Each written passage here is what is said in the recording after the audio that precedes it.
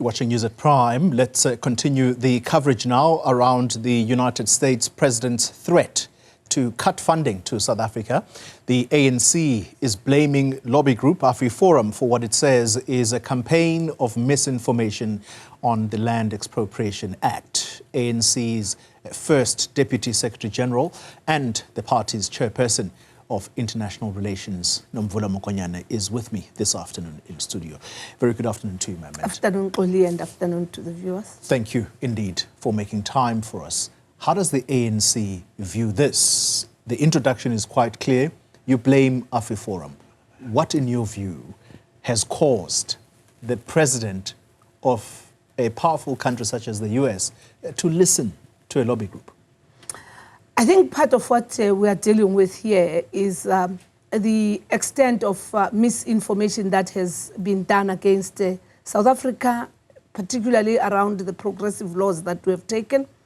It is a demonstration also of the need for the United States of America to strengthen their own diplomatic relations with ourselves, and where there are issues to be engaged upon, as Comrade President Cyril Ramaphosa has raised, there has to be mutual respect in terms of communication. The lobby groups are a danger to any stability, as we have seen the mess that AfriForum has done. We hope that President Donald Trump's advisors would actually advise. We know it's still early hours of the day in the United States now.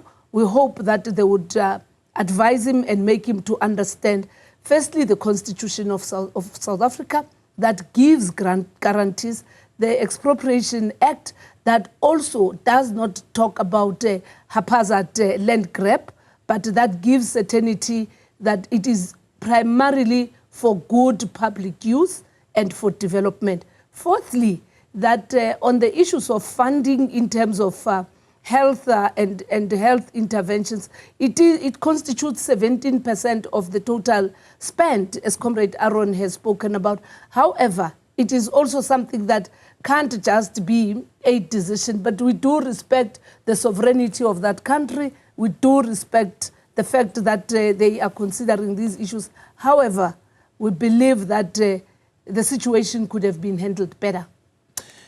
AfriForum does appear to appreciate the larger impact of this action if indeed it were to happen.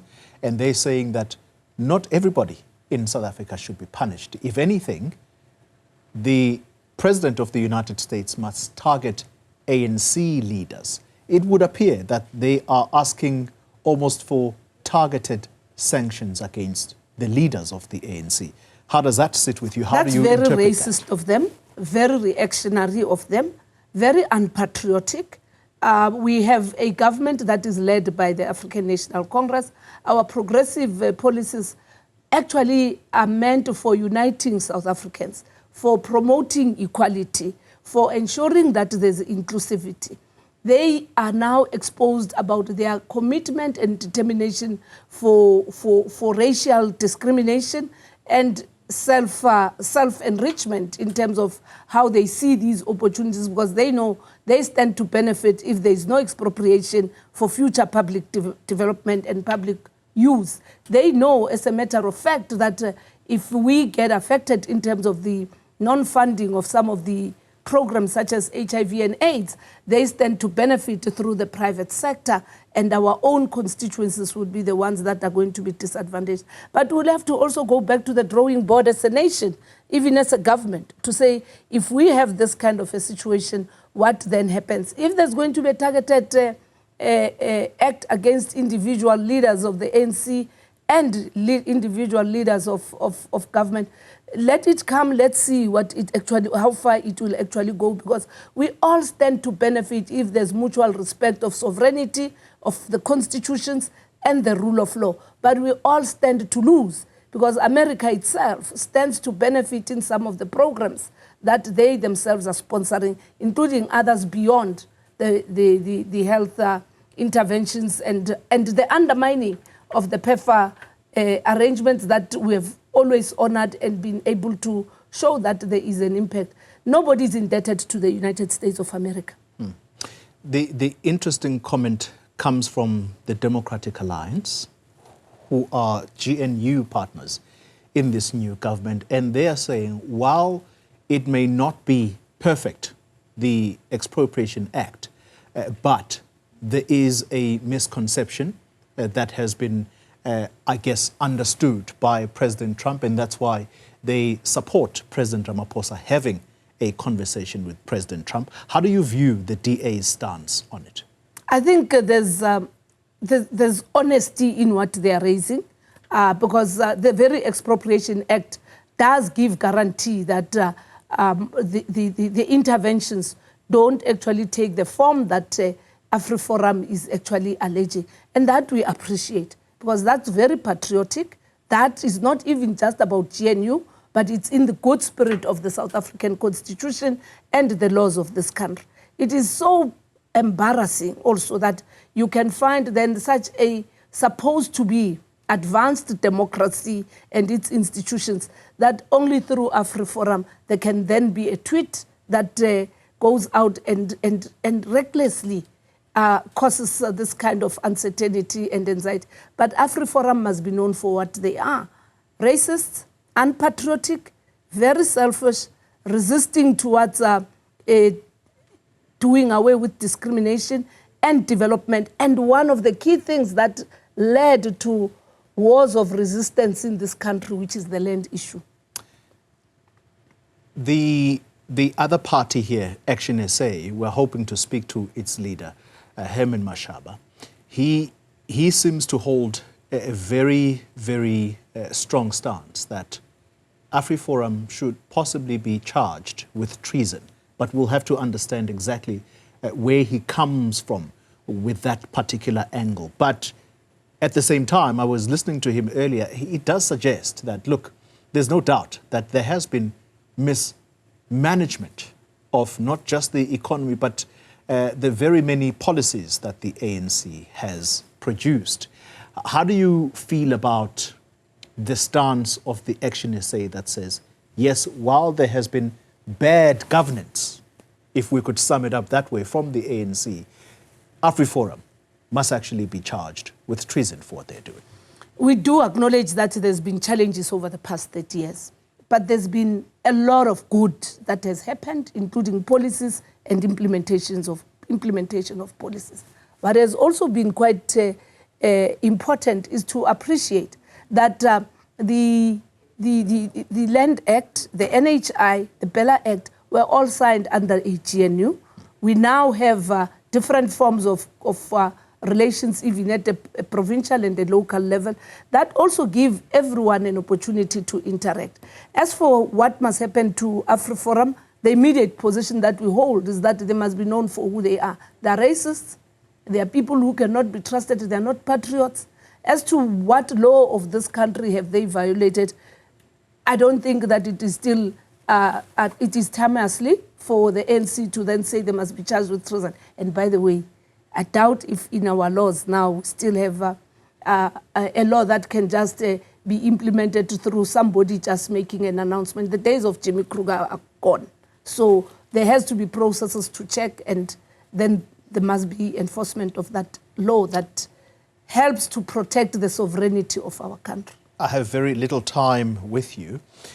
Two quick questions before I let you go. Let me start with the statement you made earlier, that it's quite embarrassing for an advanced democracy to seem to take action based on a whim. On gossip. How do you think relations or communication can improve between South Africa and the United States at government level, government to government? We must all continue to manage our relationships on the basis of the diplomatic relations that we have. We have an ambassador there.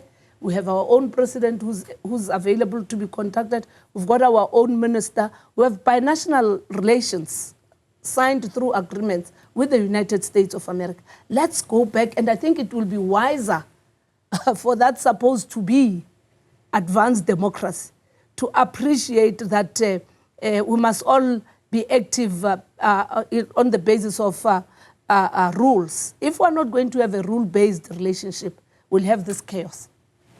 Final question. The Land Restoration Bill that was promised by the ANC. This is something different to expropriation. Temeka Ngcukaitobi, the advocate, sat there and said, where is it? Is it still in the offing?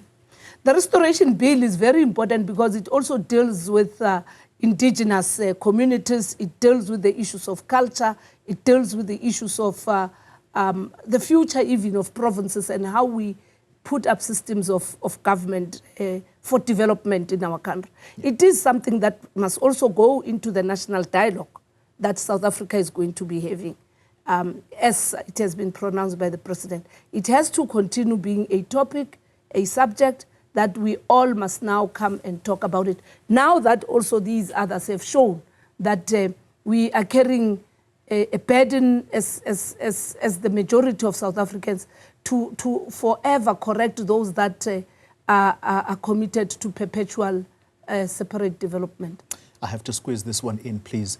Try and be short if you can. The leader of the EFF today suggesting that indeed South Africa's soldiers are held hostage by the M23 in DRC. And he even goes further to say there are suggestions now that the bodies of the deceased soldiers are possibly decomposing. That's the word he used. What is taking so long? What's the ANC's understanding of the repatriation process? Firstly, we must continue to convey our condolences to the families, as well as wish those that have been injured well. This is an operation that is not based on hearsay or gossip or utterances coming from faceless people. I don't know who's the source of the leader of the EFF. Where we are, we believe that the situation is under control. Where we are as the ANC, we have resolved that let's leave this process to government. As government has already released the names, it means the bodies are known. Once they are handed over to the South African National Defence Force and the families, we can then be able to move on. We do not want to be involved in all these, hearsays because he's not the commander-in-chief. He's not the general. Parliament has hardly received, because at least if they were briefed by Parliament, Parliament has hardly received any briefing. Up until as a member of Parliament at least gets a report from the minister, maybe we can begin to listen to him. Nomvula Mokonyane, the leader of the African National Congress, joining us in studio. Thank you very much. Thank you very much.